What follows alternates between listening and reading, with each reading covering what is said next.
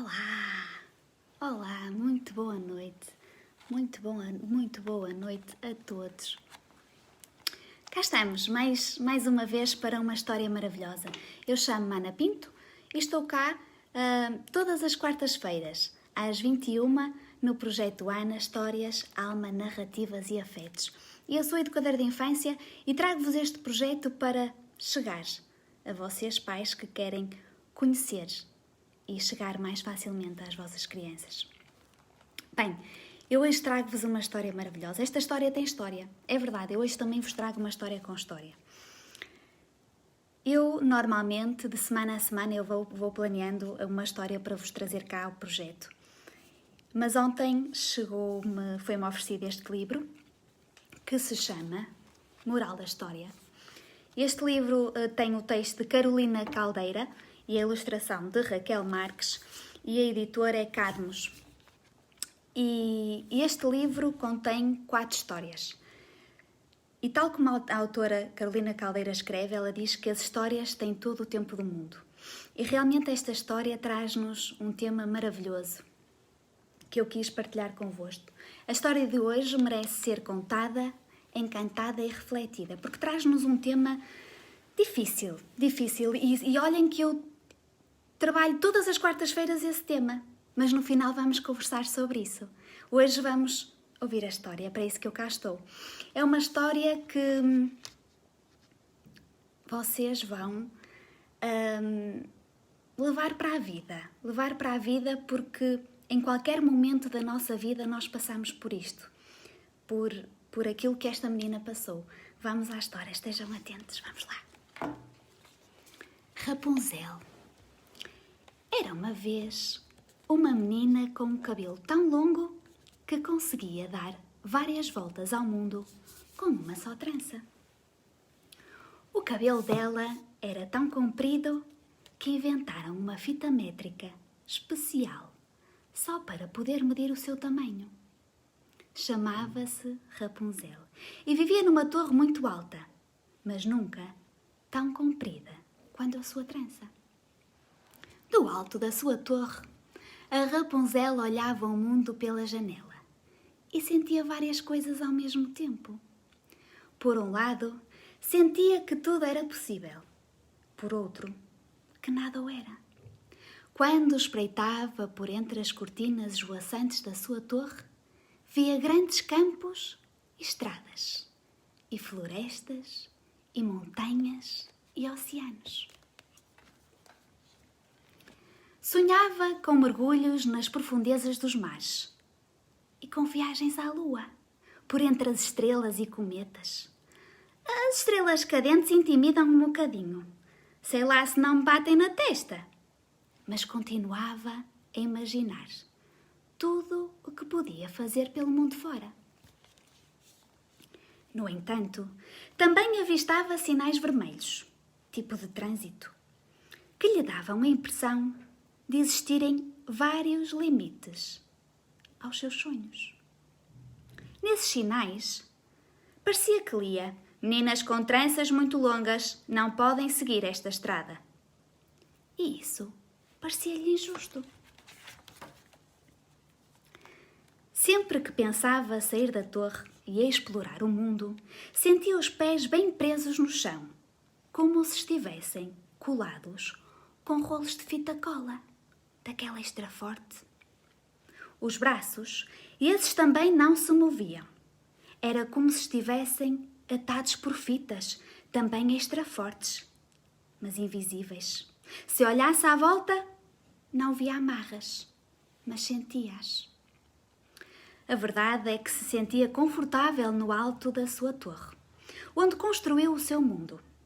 Rodeava-se de almofadas tão fofas que, quando lhes tocava, pareciam mesmo nuvens. Ou, pelo menos, achava que as nuvens teriam uma textura e uma fofice muito semelhantes àquelas almofadas. Além das almofadas nuvens, encheu as suas paredes de flores pintalgadas de lápis de cera, que lhe faziam lembrar os campos floridos que via na primavera, pela janela, está claro. Era uma torre simpática e confortável. Talvez tão confortável que ninguém percebia por que razão queria alguma vez sair de lá. No seu reino encantado, de almofadas nuvens e paredes de jardim, tudo era certo, tudo era seguro. Talvez seja melhor ficar aqui mesmo. Já conheço os cantos ao quarto, pensava. Se eu sair, talvez não dê certo. Talvez eu não encontre o melhor caminho.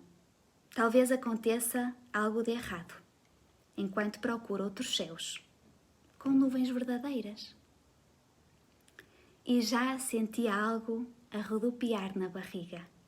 E não eram borboletas simpáticas que volta e meia lá esvoaçavam. Era um friozinho que impedia tanto de mover os seus pés como de dar asas à sua imaginação, sempre tão fértil e deliciosa. Era como se tivesse uma fábrica de gelados dentro do seu estômago. E em vez de poder provar todos os sabores bons, a fábrica só fizesse barulho e não a deixasse dormir. E sem dormir, não se pode sonhar. Era medo. A fábrica de gelados, a fita cola extra forte. E as fitas invisíveis eram, na realidade, puro medo.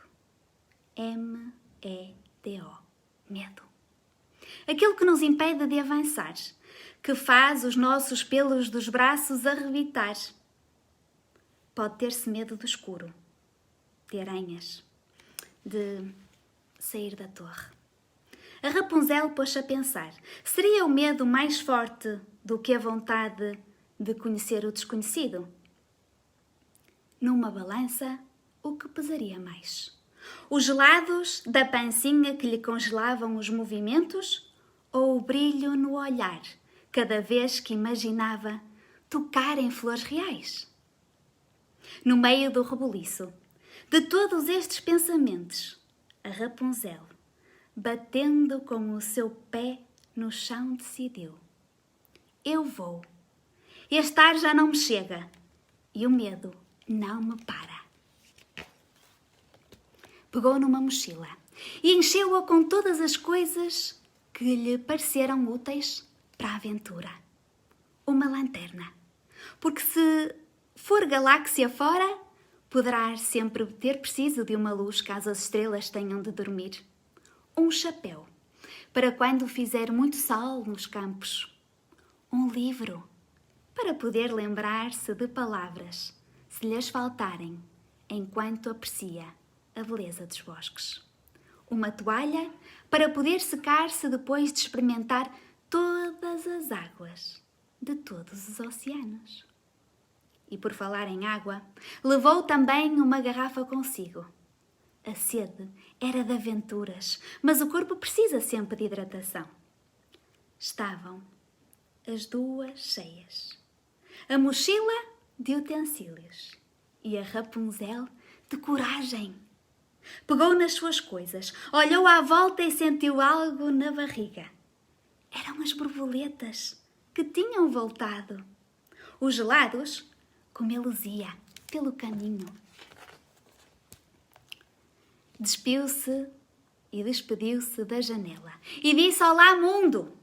Agora ia vê-lo pelas cortinas dos seus olhos e não da sua torre. E conquistou o mundo, feliz para sempre. E Vitória, Vitória, termina agora a nossa história. Bem, eu vou-vos dizer que esta história tem uma moral, não é? A autora também refere a isso, que não é? Às vezes o medo pode ser mais perigoso do que aquilo que temos medo.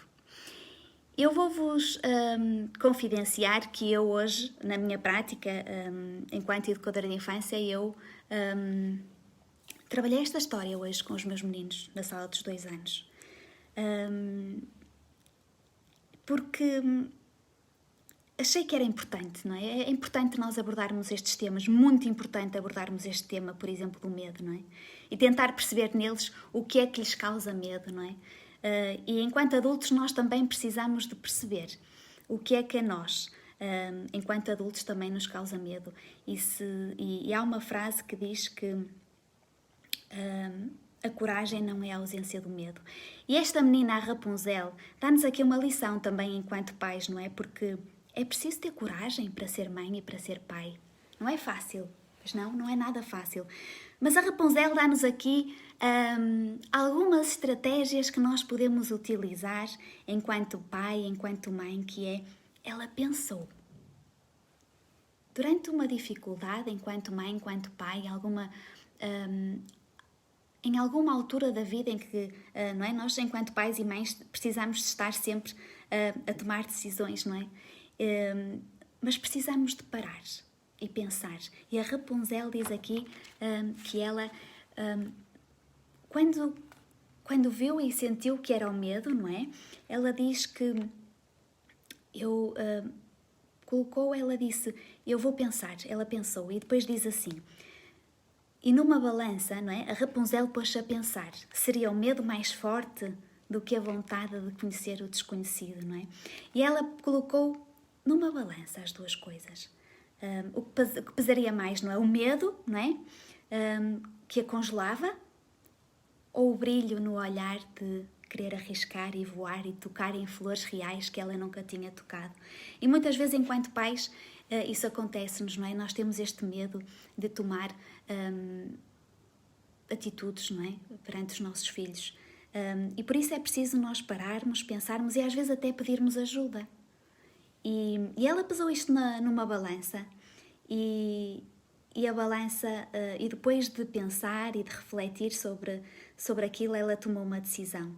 E foi muito corajosa, não é? E a coragem não é a ausência do medo. E eu digo-vos que sempre que estou cá, isto também me causa algumas borboletas, este frio, não é? Porque é sempre algo arriscado. Mas este tema do medo remete-nos também para algo que é a psicologia, que não é a minha área de todo, mas eu acho que é importante nós termos esta consciência de que, enquanto pais e enquanto mães, precisamos também de ser corajosos e quando não o somos, ou quando achamos que não estamos a ser, vamos parar, vamos pensar e isso vai ajudar-nos a tomar uma decisão. Mas é preciso parar. É preciso parar. E muitas vezes não sabemos de todo, não é? Eu, enquanto mãe, muitas vezes também não sei se estou a ter a melhor atitude. Porque os pais também erram, não é? Todos erramos. E por isso vamos enfrentar os nossos medos, não é? Vamos sair da nossa zona de conforto, vamos descer da nossa torre para chegarmos aos nossos filhos. E muitas vezes o descermos da nossa torre é deixarmos por algum momento de sermos adultos e sermos como eles, crianças, e brincarmos, não é? E não termos medo de o fazer. Porque na minha prática eu consigo perceber que muitas vezes os pais têm essa dificuldade de se colocar no lugar dos seus filhos. Porque não querem deixar de ser adultos, não é? Mas nós também sabemos que o melhor que está dentro de nós também é a criança que nunca morre. Então, se nós formos lá atrás, à criança que fomos, não é? E nos colocarmos no lugar dos nossos filhos, facilmente nós vamos conseguir chegar até eles. E por isso, eu hoje deixo-vos aqui esta história maravilhosa, que eu deixo-vos aqui também. Eu depois eu vou partilhar aqui as indicações deste livro, que eu acho que é maravilhoso e que tem outras histórias com outros temas também muito importantes.